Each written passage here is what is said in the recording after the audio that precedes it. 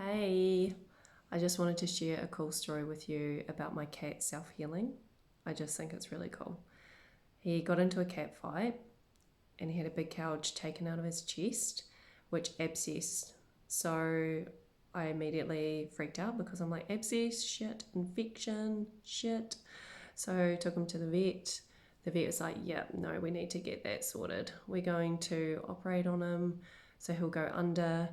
We will put a tube in there, we'll clean it all out with saline, we'll stitch it up. The tube will still remain in there to keep it draining, and then he'll have like that, the dish over his head. You come back in a week and yeah, you get it all taken out and it costs you $600. I was like, oh my god, seriously? Anyway, I was prepared to do it because I love him so much, and I thought I'll just pay this off. That's the only way this is going to happen.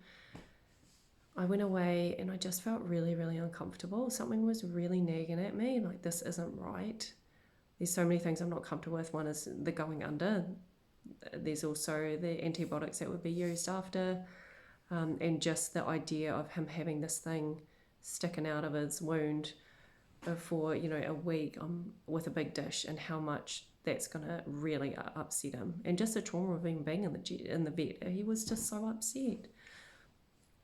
I ended up ringing them and saying, look, has he gone under yet? And they said, actually, we've had some other urgent cases come in that we need to treat first, so he will have to stay in overnight, and then we'll put him under tomorrow.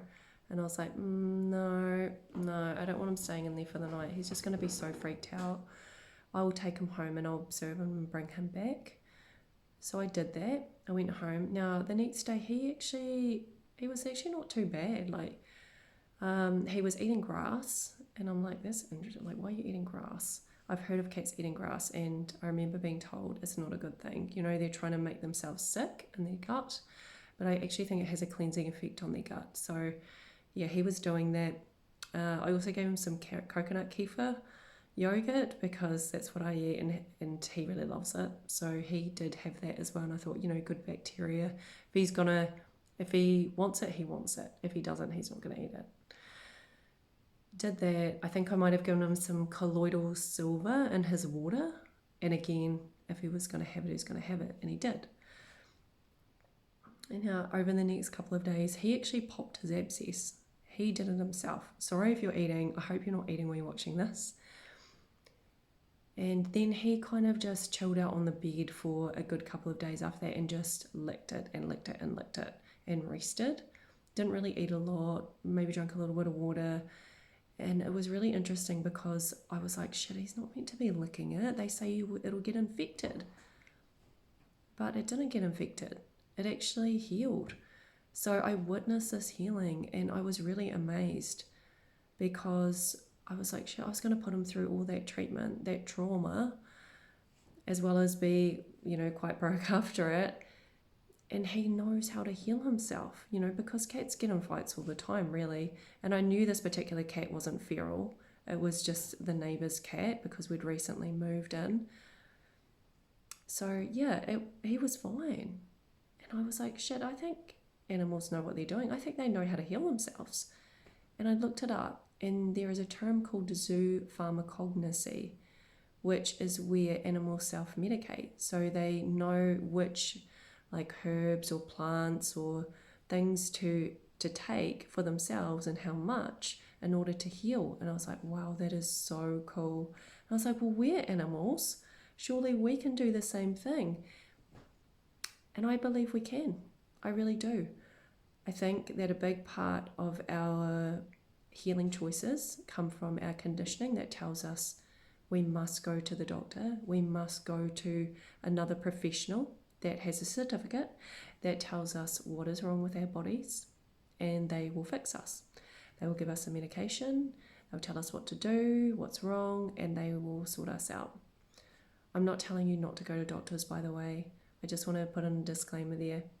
If you feel you need to go to the doctor and it's serious, obviously do that. Don't do anything irresponsible. But for some chronic illness that you haven't been able to work out, this is worth considering. I have spent so much time and money over the years on doctors, on specialists, getting tests done. Then I went on to natural health, so naturopaths, herbalists. Then I went on to energy health, and then spiritual, and then mental health. Honestly, I have tried them all. I have spent an absolute fortune, and it never really solved the issues for me, which was like, kind of IBS type symptoms. So I really believe that there is an innate part of us. When we use it more, we will know what we need. We can be drawn to the types of things that we need. And I have an example of this. When I was in the health food store, I had some candida issues. Now, they had like rows and rows of herbs and teas and that sort of thing. Anyway, I turned around and went straight to calendula. I didn't see it. I went straight there. So that is a really great antifungal tea. And I was really pleased. I was like, wow. And I looked it up because I couldn't quite remember the properties of calendula. I just knew that I had to have it. There was something in me that told me, you've got to have calendula, go get it. So I did. And I looked it up and I was like, oh my goodness, this is antifungal. That is so cool. So yeah, I truly believe that we can be guided within ourselves to know the right steps to take for our health and our healing to a degree. Obviously if it's something really serious and you need to go to the doctor or hospital, you're going to do it. But for a lot of things, we can actually find solutions. We can be more self-sufficient when it comes to our health. It's just that we've been disempowered in this field, really. We haven't really been taught much about our bodies, how it functions.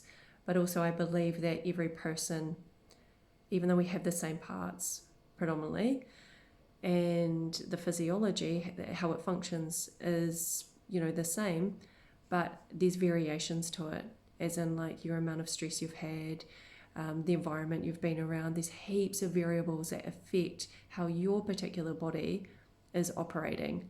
And it's very, very difficult for one person to be able to hone in and investigate your body to such a depth that they will be able to work out exactly what is going on.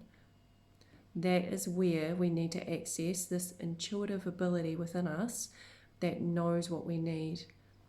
And perhaps you're like drawn to certain foods, you're like really craving maybe some greens or a specific fruit or maybe a herb or something like that.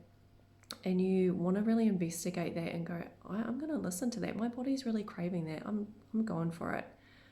And I know I've been like this lately. I'm really loving beetroot. I feel like my body needs a cleanse, and beetroot is really awesome for the blood as well. So this is just something that I'm listening to, and I don't always listen to it, and that's where I have problems when I don't follow it. Usually I'll be like emotional eating or something instead, and yeah, it doesn't do me any favors. So I'm working on the emotional side of it. But yeah, really interesting. Really, really interesting. So I hope that, you might consider exercising this muscle within you and listening to your body as telling you what it wants, and go for it. Do it more and more and let me know how it goes for you. I'm really keen to hear. Okay, that's it from me. Night. Bye.